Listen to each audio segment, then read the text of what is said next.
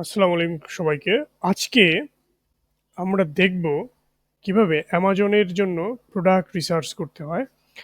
তো আমরা যখন অ্যামাজনে প্রোডাক্ট লিস্টিং করি অথবা অ্যামাজনে পিপিসি ক্যাম্পেইন চালাই, তখন আমাদেরকে কিওয়ার্ড রিসার্চ করতে হয়। তো এই কিওয়ার্ড রিসার্চ প্রক্রিয়াটা আসলে কিভাবে ঘটে অ্যামাজনে, সেটা চলুন আমরা একটু দেখি। তো অ্যামাজনে কিওয়ার্ড রিসার্চের জন্য অবশ্যই আমাদের একটি প্রিমিয়াম টুল লাগবে। তো আমরা একটা টুল ইউজ করছি, এটা হচ্ছে হিলিয়াম 10।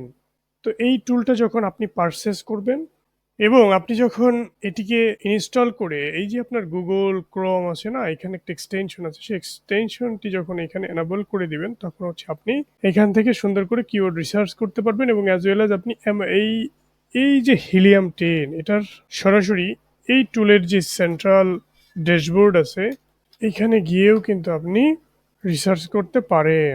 তো সেটারও অপশন আছে। তো আমরা একটু দেখি যে এই অ্যামাজনের ভিতরে আমরা আসলে কিভাবে রিসার্চগুলো করব। তো ধরুন এগুলো আমি সার্চ করেছি, এজন্য এগুলা রয়ে গিয়েছে এখানে। ধরুন আমি এটা লিখে সার্চ দিলাম যে টি-শার্ট, টি-শার্ট।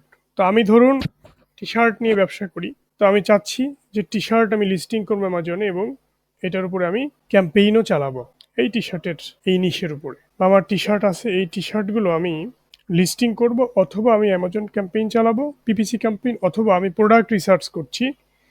সেক্ষেত্রেও কিন্তু এগুলো আপনি এই কিওয়ার্ড রিসার্চ করবেন হচ্ছে এই পদ্ধতিতে। তো দেখুন, যখন আমরা টি-শার্ট লিখলাম, ও হচ্ছে এখানে এই যে ইনফরমেশন পপুলেটিং করছে।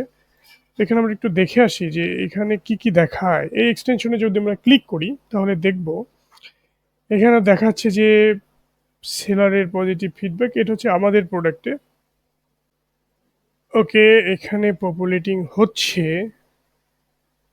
হওয়া কিন্তু শেষ।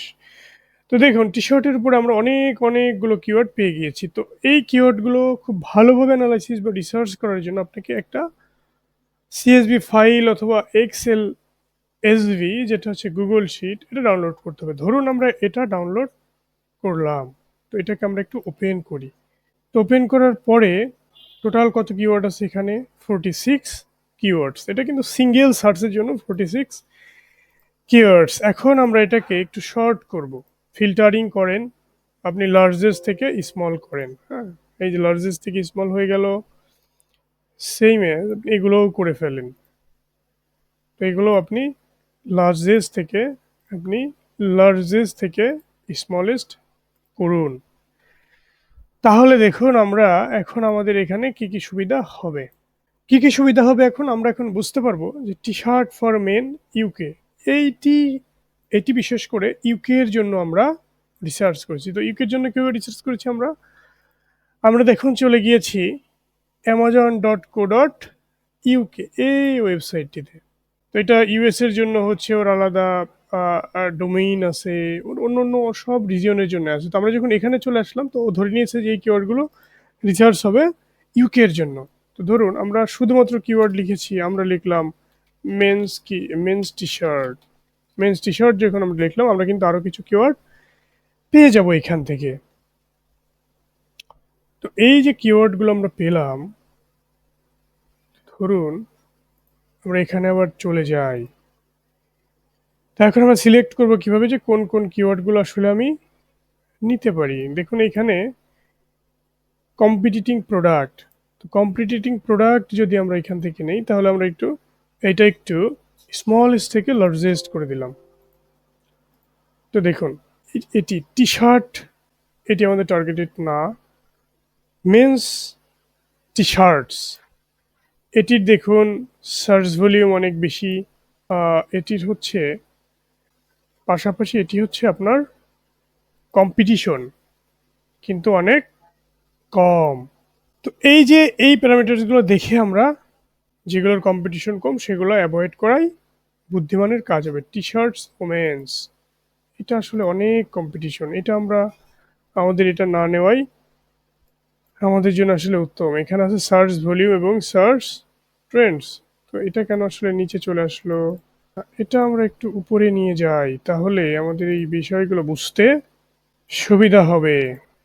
তো আমরা একটু ইনসার্ট করি।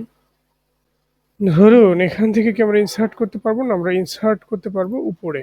ওকে, তো আমরা এখানে হচ্ছে এদেরকে খুব সুন্দর করে পেস্ট করে দিলাম। তো পেস্ট করে দিলে আসলে আসে না, তো আমরা আবার একটু কপি করি।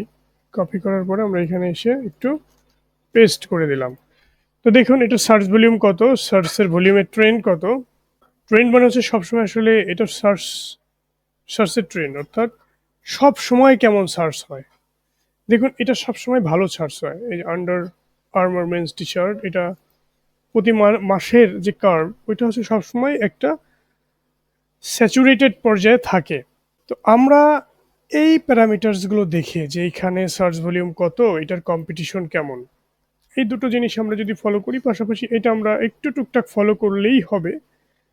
এবং এইখানে দেখুন টাইটেল ডেনসিটি, টাইটেল ডেনসিটি মানে হচ্ছে মানুষ তাদের প্রোডাক্টে টাইটেলে এই কিওয়ার্ডগুলো কেমন ইউজ করেছে সেগুলো কিন্তু আছে।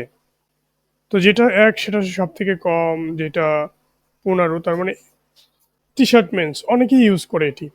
এরপরে T shirt for men, T shirts for men এটা অনেক মানুষ ইউজ করে, কিন্তু দেখুন এই যে নোভেলটি টি শার্টস বেশি মানুষ ইউজ করে না, বয়েজ টি শার্টস বেশি মানুষ ইউজ করে না। তো এগুলো অর্গানিক র্যাঙ্কিংয়ের ক্ষেত্রে ভালো। এগুলো হচ্ছে সার্চ ভলিউম অ্যান্ড কম্পিটিশন। তো এগুলো আমরা যখন পিপিসি ক্যাম্পেইন করব তখন এই প্যারামিটার্সগুলো আমাদেরকে লক্ষ্য রাখতে হবে। তো দেখুন তদ্রূপভাবে আমরা যদি এই শীটটি ডাউনলোড করি তাহলেও কিন্তু আমরা কিওয়ার্ড এখান থেকেও পেয়ে যাব। দেখুন এখানে এই যে মেন্স রিলেটেড যত কিওয়ার্ডস আছে সবগুলো কিন্তু এখানে আছে।